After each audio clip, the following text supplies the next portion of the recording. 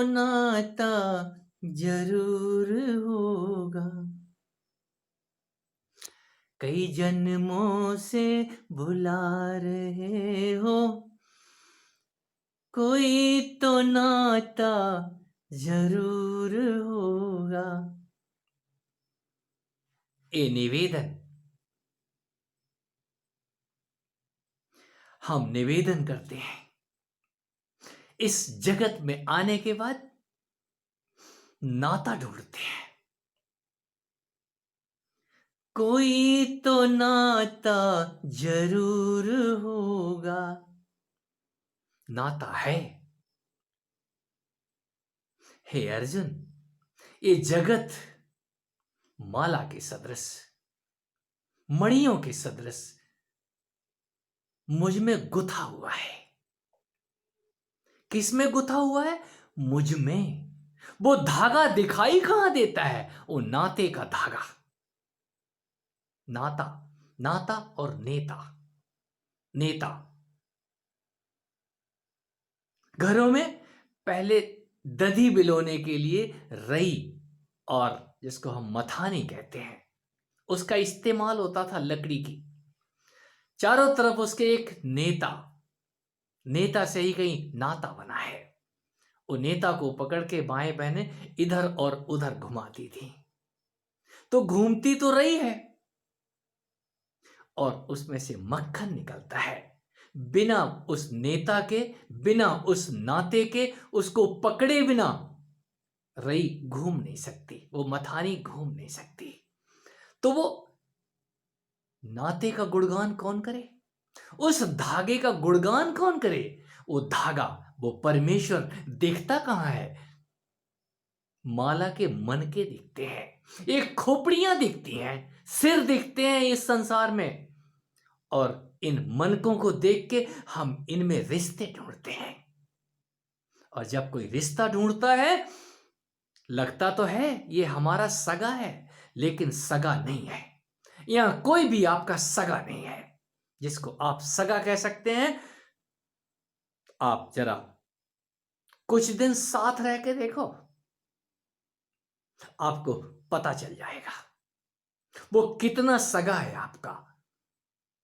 रिश्ते निभाने के लिए हम रिश्तों में बंध जाते हैं, पति पत्नी, कालांतर में वही मां बाप होते हैं, और पूरी जिंदगी क्या करते हैं वो आप मनन करें। पूरा महाभारत गवाह है। कुछ भी हाथ नहीं आता, अंततः द्रौपदी अपने पांचों पुत्रों को भी गवा देती है। गांधारी अपने 100 तो गवाती ही गवाती है, द्रौपदी भी अपने पांचों पुत्रों को गवा देती है। एक अकेली सुभद्रा, जिसका एक अभिमन्यु है, उसको भी वो गवा देती है। युधिष्ठिर के हाथ, पांडवों के हाथ क्या बचता है? आप मनन करके देखें, आप ही पांडव हैं। यदि आप स्त्री हैं तो आप ही द्रौपदी हैं, आप ही गांधारी हैं, और आप ही कुंती भी। ये महाभारत का युद्ध है।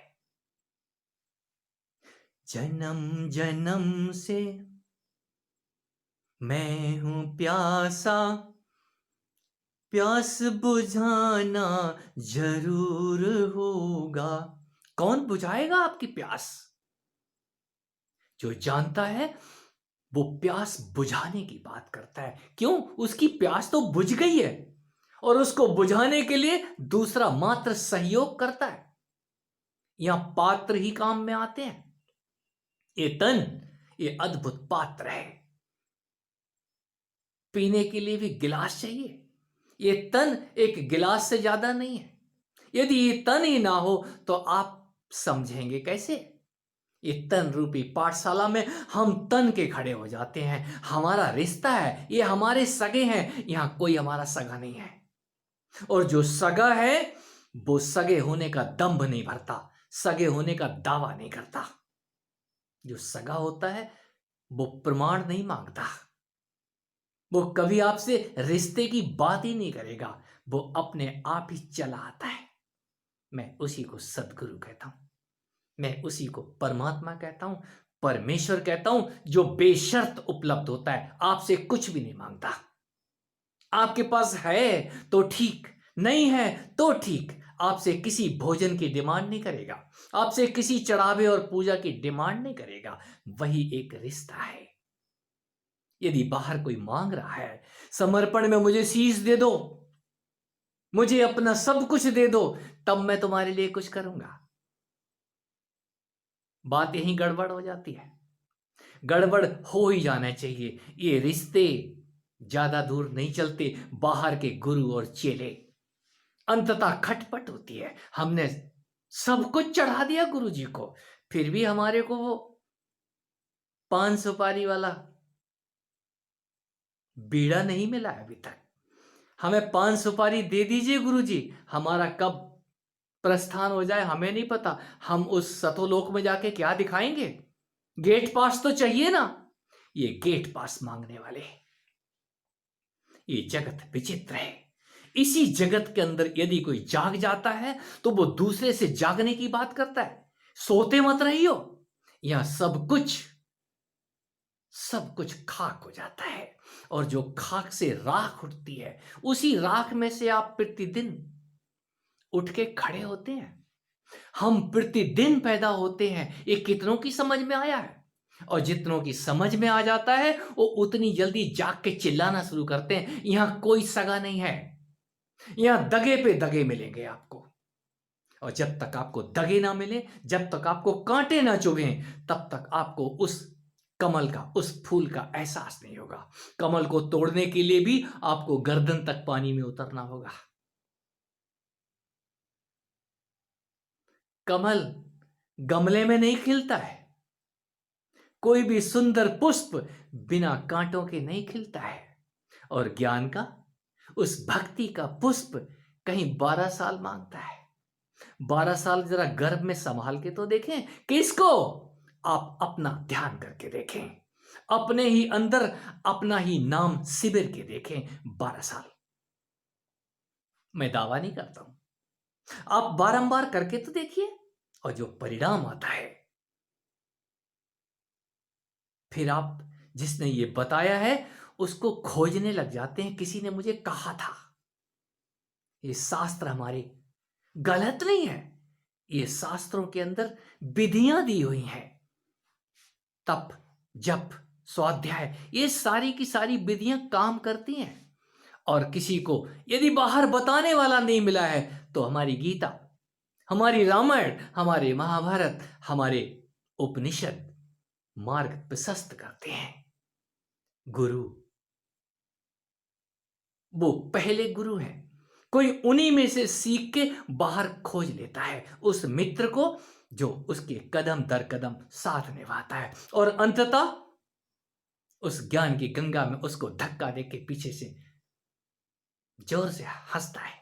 हंसता इसलिए है क्योंकि उसने तैरना सिखा दिया है आपको, अकेले चलना सिखा दिया है, अकेले होना सिखा दिया है। जो अकेले में भी आपका साथ देता है, आपके ही अंदर से आपको बारता रहता है, जलाता रहता है, मैं उसी को गुरु कहता हूं।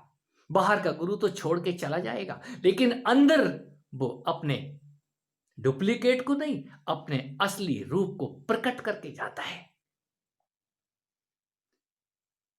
जो श्रद्धा और समर्पण से उस रिश्ते को खोजने के लिए आगे बढ़ते हैं, वो रिश्तेदार आपका आपके अंदर से ही प्रकट होता है। और जिसके अंदर वो प्रकट हो जाता है, फिर बाहर का जो रिश्तेदार है उसके प्रति आपकी अगाध श्रद्धा उमड़ती है। मैं उसी को रिश्ता कहता हूं। और वो भी सदा के लिए हाथ पकड़ाए नहीं रहेगा, यही बोलेगा मैं तेरे अंदर ही हूं, तू किस रूप में मुझे जानना चाहता है? हे अर्जुन, मैं तुझे अंदर ही मिलूंगा। सबसे पहले तो तू मुझे अपने अंदर ही देखेगा, और अंदर देखने के बाद तू बाहर मुझे किसी भी रूप में मैं क्यों ना रहूं, तू मुझे पहचान लेगा। ये पहचान, ये गुरु पहचान ही तो देता है। और जब गुरु पहचान दे देता है तो गुरु ठगता नहीं है, गुरु शोषण नहीं करता है, गुरु आपको गलत रास्ते पे ले नहीं जाएगा। गुरु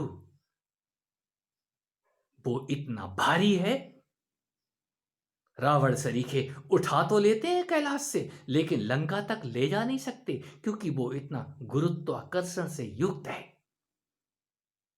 उसका भार आपको तब समझ में आता है जब वो आपके अंदर ही उस गुरु तत्व को हिलाने लग जाता है। उसको जानने की बाद ही हम शिवोहम अनल हक अपने आप को तत्वम असि, मैं हूं, ये मैं ही मैं, ये वाला मैं और उस वाले मैं में फर्क आ जाता है। फिर घमंड की भाषा एक तरफ हो जाती है, मैंने दिया है, ये शब्द ही चले जाते हैं। हम कौन होते हैं देने वाले, आप कौन होते हैं लेने वाले। कोई लेने और देने वाला जो रिश्ता है, वो धागा जुड़ा हुआ दिखाई देता है। हम सब आपस में जुड़े हुए हैं, और जब जुड़े हुए हैं तो यहां कोई छोटा और बड़ा नहीं है। हम सब के सब एक ही रिश्ते से बंधे हुए हैं। ये रिश्ते तो हमने बना लिए हैं। ये रिश्ते समझ आते हैं। जब तक एक दुखी है, तब तक जो सुखी हो गया है वो अपने आप को सुखी नहीं कह सकता। ये जानने के बाद ही पर पीड़ा नहीं सम अधिमाई। यदि कि यदि कोई दूसरे की पीड़ा देख के भी दुखी दुखी नहीं होता है, तो उससे ज्यादा अधम तो कोई है ही नहीं इस जगत में। यही एक देने योग्य है, जिसको हम ज्ञान कहते हैं, जिसको हम करुणा कहते हैं, कृपा कहते हैं। वो करुणा बहती ही तब है। उस अगाध समुद्र के आने के बाद आपको कुछ करना नहीं पड़ेगा, आपकी चुप्पी से वो निकलेगा। आपके चलने फिरने में, आपके उठने और बैठने में उसका प्राकट्य दिखाई देता है। फिर आपको किसी को बुलाने की जरूरत नहीं है, वो महक अपने आप चारों तरफ फैलती है। वो महक ही रिश्ते बता देती है कि मेरा रिश्ता क्या है। और जिसको इतना समझ आ जाए, वो अपने ही अंदर उस रिश्तेदार को, जो उसका सगा है, उसको खोजने लग जाता है। और उसको खोज लेना ही महाभारत का युद्ध जीत लेना है। अन्यथा दुर्योधन और युधिष्ठिर में फर्क ही क्या रह जाएगा। आप युधिष्ठिर बनिए।